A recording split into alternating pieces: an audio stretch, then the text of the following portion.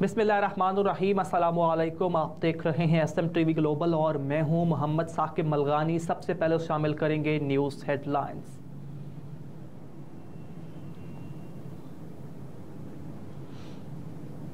Chairman senate का गजा की सूरत हाल पर रवां हफ्ते इजलास बुलाने का फैसला। चेयरमैन सेनेट ने रवां हफ्ते सेनेट इजलास बुलाने का फैसला किया है। इजलास में फ़लस्तीनियों से यकजहती और इसराइली मज़ालिम की मजम्मत की जाएगी। कायदे अवान इसहाक डार और सेनेटर मंजूर काकड़ की दरख्वास्त पर चेयरमैन सेनेट सादिक संजरानी ने गजा की सूरत हाल पर रवां हफ्ते इजलास बुलाने का फैसला किया। इजलास में गजा की ताज़ा तरीन सूरत हाल और पाकिस्तानी मौक़िफ़ और किरदार पर भी बहस होगी। कायदे ऐवान इसहाक डार और सेनेटर मंजूर काकड़ ने चेयरमैन सेनेट की दरख्वास्त की थी, जबकि और सेनेट में मौजूद दीगर तमाम सियासी जमातों ने भी इजलास बुलाने की हिमायत की थी। कायदे ऐवान सेनेटर इसहाक डार, जबकि BAP, पीपल्स पार्टी, PTI और दीगर जमातों ने भी रिक्विजिशन पर दस्तखत किए। इसहाक डार ने चेयरमैन सेनेट को फ़लस्तीन की सूरत हाल पर सेनेट इजलास बुलाने के लिए ख़त लिखा था। फौजी अदालतों में सिविलियंस के ट्रायल के खिलाफ केस पर फैसला महफूज। सुप्रीम कोर्ट के जस्टिस इजाजुल एहसन की सरबराही में 5 रुकनी लार्जर बेंच समाअत कर रहा है। Justice Munib Akhtar, justice Yahya Afridi, justice Mazahir Ali Akbar Naqvi और जस्टिस आयशा मलिक भी बेंच में शामिल। समाअत के आगाज़ में वकील सलमान अकरम राजा ने कहा कि अदालत में यकीन दहानी करवाने के बावजूद फौजी अदालतों ने सिविलियन का ट्रायल शुरू कर दिया, जिस पर जस्टिस इजाजुल एहसन ने कहा कि हमें इस बारे में मालूम है, हम पहले अटॉर्नी जनरल को सुन लेते हैं। दौरान समाअत अटॉर्नी जनरल उस्मान मंसूर ने अदालत को बताया कि आइन के आर्टिकल 10A के तमाम तकाजे पूरे होंगे। हाई कोर्ट और फिर सुप्रीम कोर्ट में भी अपीलें आएंगी। दलाइल में मुख्तलिफ अदालती फैसलों के मंदरजात का हवाला भी दूंगा। ममनुआ इलाकों और इमारात पर हमला भी मिलिट्री अदालतों में जा सकता है, जिस पर चीफ जस्टिस ने इस्तफसार किया कि दहशत गर्दों का ट्रायल करने के लिए आईनी तरमीम ज़रूरी थी, आम शहरियों के लिए नहीं। मैं आपके दलाइल को समझने की कोशिश कर रहा हूँ। अटॉर्नी जनरल ने कहा कि आर्म्ड फोर्सेस से मुल्ज़िमान का डायरेक्ट ताल्लुक हो तो किसी तरमीम की ज़रूरत नहीं होती। जस्टिस आयशा मलिक ने रिमार्क्स दिए कि आर्मी एक्ट आर्म्ड फोर्सेस के अंदर डिसिप्लिन की बात करता है। इस दौरान जस्टिस मज़ाहिर अली नकवी ने कहा कि आप आर्मी एक्ट का दयाबचा पढ़ें।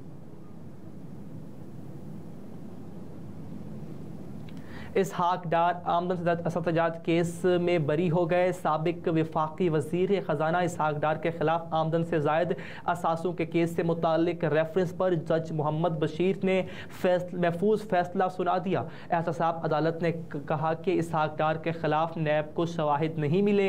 इससे कबल नैब प्रोसिक्यूटर ने अदालत में मौक़िफ़ इख्तियार किया कि इसहाक डार के खिलाफ करप्शन का कोई सबूत नहीं, केस मज़ीद नहीं चल सकता। जज मोहम्मद बशीर ने कहा कि नैब प्रोसिक्यूटर जनरल इस नुक्ते पर तहरीरी तौर पर लिख कर दें, इसहाक डार समेत दीगर मुल्ज़िमान की बरियत पर एतराज़ नहीं तो लिख कर दे दें। कल को नैब कहे कि हमने तो ऐसा कुछ नहीं कहा था।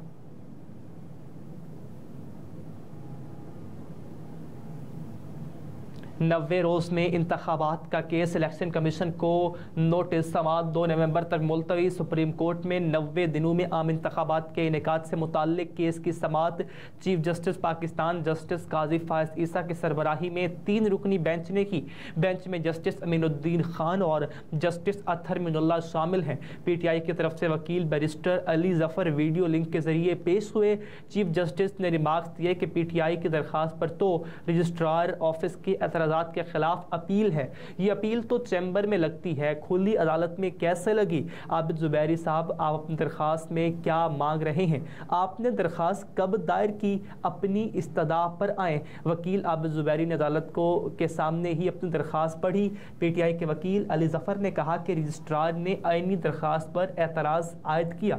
एक दरख्वास्त गुजार ने कहा कि मेरी अपीलें क्यों मुकर्रर नहीं हुई, इसका इल्म नहीं। इबादुर रहमान लोधी ने भी अदालत को बताया कि मेरी दरख्वास्त पर भी एतराज़ात लगे हैं, चैम्बर में समाअत नहीं हुई। बगावत का केस, फवाद चौधरी की दरखास्त से बरीयत पर समाअत मुलतवी। District and session court Islamabad में फवाद चौधरी के खिलाफ इदारों के खिलाफ बगावत पर उकसाने के केस में दरखास्त से बरीयत पर समाअत जज ताहिर अब्बास सिपरा ने की। साबिक वफाकी वजीर फवाद चौधरी के भाई वकील फैसल चौधरी अदालत के रूबरू पेश हुए। अदालत में वकील फैसल चौधरी ने समाअत मुलतवी करने की इस्तदा कर दी। फैसल चौधरी ने फवाद चौधरी की हाजिरी से इस्तिस्ना की दरखास्त दायर कर दी, जिसमें मौक़िफ़ इख्तियार किया गया कि फवाद चौधरी तबीयत की नासाजी के सबब अदालत में पेश नहीं हो सकते। इस्तदा है कि हाजिरी से इस्तिस्ना मंजूर की जाए। एडिशनल सेशन जज ताहिर अब्बास सिपरा ने कहा कि आप और फवाद चौधरी मेरे लिए काबिल एहतराम हैं, लेकिन दोनों की हाजिरी ज़रूरी है। जिस पर फैसल चौधरी ने कहा कि 21 तारीख को सुप्रीम कोर्ट बार के इंतखाबात हैं, उसके बाद की तारीख रख लें। जिस पर जज ताहिर अब्बास ने रिमार्क्स दिए कि इतना वक्त नहीं है, आप परसों दरखास्त पर दलाइल दें। अदालत ने फवाद चौधरी के खिलाफ केस की समाअत 25 अक्टूबर तक मुलतवी कर दी, जबकि 3 अक्टूबर को साबिक वफाकी वजीर फवाद चौधरी ने इस्लामाबाद की मकामी अदालत में ज़ेर समाअत सरकारी मुलाज़मीन को बगावत पर उकसाने के केस में बरीयत की दरखास्त दायर की थी।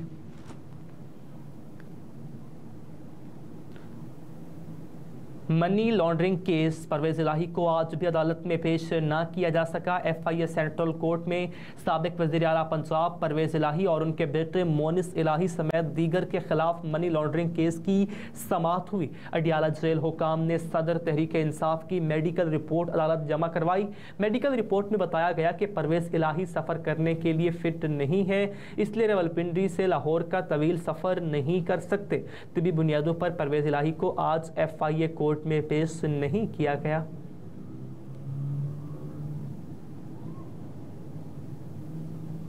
साइफर केस में जेल ट्रायल के खिलाफ शाह महमूद कुरैशी की दरखास्त पर फैसला महफूज। इस्लामाबाद हाई कोर्ट के चीफ जस्टिस आमिर फारूक ने केस की समाअत की। पटिशनर शाह महमूद कुरैशी की जानिब से अली बुखारी एडवोकेट अदालत में पेश हुए। चीफ जस्टिस हाई कोर्ट ने रिमार्क्स दिए कि एक से ज्यादा मुल्ज़िमान हूँ तो किसी एक मुल्ज़िम की हद तक जेल ट्रायल का ऑर्डर होना काफ़ी नहीं। एडिशनल अटॉर्नी जनरल ने कहा कि एक नया नोटिफिकेशन भी हो गया।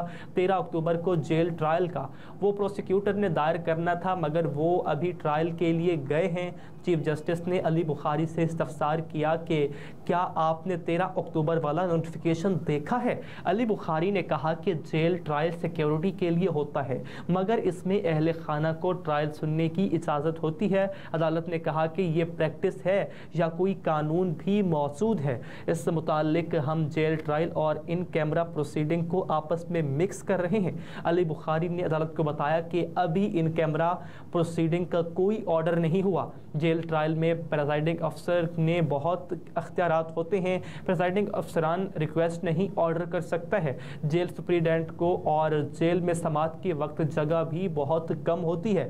जिस पर चीफ जस्टिस ने कहा कि आपने जेल ट्रायल में कोई समाअत अटेंड की है। अली बुखारी एडवोकेट ने कहा एक छोटे से कमरे में ट्रायल के लिए अदालत लगाई जाती है। जिस पर चीफ जस्टिस ने एडिशनल अटॉर्नी से इस्तफसार किया कि क्या अडियाला जेल में जगह इतनी कम पड़ गई है। वकील शाह महमूद कुरैशी ने कहा कि जेल समाअत के कमरे में बामुश्किल 2-4 लोग ही बैठ सकते हैं। वर्ल्ड कप मार्का पाकिस्तान की अफगानिस्तान के खिलाफ पहली विकेट गिर गई। ICC men's cricket world cup 2023 के 22वें मैच में पाकिस्तान की अफगानिस्तान के खिलाफ बैटिंग जारी है। जारिहाना आगाज के बाद कौमी टीम की 56 रन के मजमूई स्कोर पर पहली विकेट गिर गई। ओपनर बल्लेबाज इमामुल हक 17 स्कोर बनाकर अजमतुल्लाह की गेंद पर पवेलियन लौट गए। दोनों टीमें भारत के शहर चेन्नई के स्टेडियम में मद्दे मुकाबिल हैं। पाकिस्तान और अफगानिस्तान मेगा इवेंट के 4 मैचेस खेल चुके हैं, जिनमें शाहीन 2 जबकि अफगान टीम 1 मैच में फतह हासिल कर सकी। इसराइल के निहत्ते फ़लस्तीनियों पर वहशियाना बमबारी जारी। शुहदा की तादाद 4700 के करीब हो गई। इसराइल के निहत्ते फ़लस्तीनियों पर वहशियाना बमबारी ने अहले गज़ा पर क़यामत ढा दी। शहीद फ़लस्तीनियों की तादाद 4700 तक पहुँच गई, जबकि 13000 से ज़ायद अफराद ज़ख्मी हुए हैं।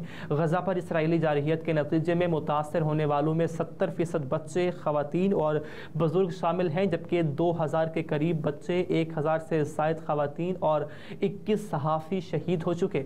गजा में ग़िज़ा की शदीद कमी, अद्वियात, पानी और बिजली की बंदिश के बायस बमबारी से बच जाने वाले शहरियों की ज़िंदगी अजीरन हो चुकी। इमारतें मलबे का ढेर बन चुकी हैं, जबकि हर तरफ तबाही के दिल दहला देने वाले मनाजिर हैं और अब भी मलबे तले फ़लस्तीनियों की बड़ी तादाद दबी है। गजा में डॉक्टरों ने खबरदार किया कि अस्पतालों में जनरेटर का ईंधन ख़त्म होने की सूरत में बच्चों की ज़िंदगियां खतरे में हैं।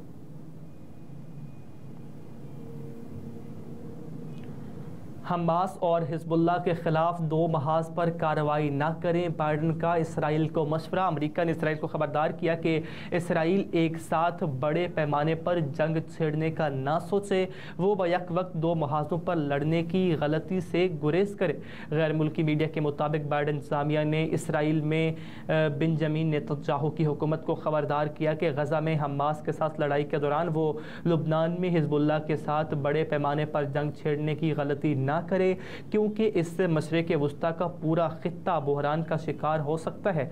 अमरीकी अखबार की जानिब से इसराइली और अमरीकी हुकाम के इंटरव्यू किए, जिसके नताइज से मालूम होता है कि अगर इसराइल ने हमास के साथ हिजबुल्लाह के ख़िलाफ़ भी कोई बड़ी कार्रवाई की तो इस दोनों महाजों पर लड़ी जाने वाली इस जंग में शदीद मुश्किलात का सामना करना पड़ सकता है। और ऐसा हुआ तो अंदेशा है कि अमरीका ईरान के ख़िलाफ़ कार्रवाई में शामिल हो सकता है, क्योंकि ईरान की हिजबुल्लाह के साथ करीबी ताल्लुकात हैं। रिपोर्ट में कहा गया कि अमरीकी हुकाम ने अरब ममालिक के ज़रिए ईरान और हिजबुल्लाह के साथ रब्ता किया, जबकि इसराइल को मशवरा दिया कि अपने शुमाल में किसी भी कार्रवाई से गुरेज करे और हिजबुल्लाह को जंग में कूदने का मौका फराहम ना करे। हेडलाइंस आप जान चुके। न्यूज़ स्टूडियो से अब तक के लिए इतना ही। मज़ीद बाखबर रहने के लिए आप देख सकते हैं SM TV ग्लोबल।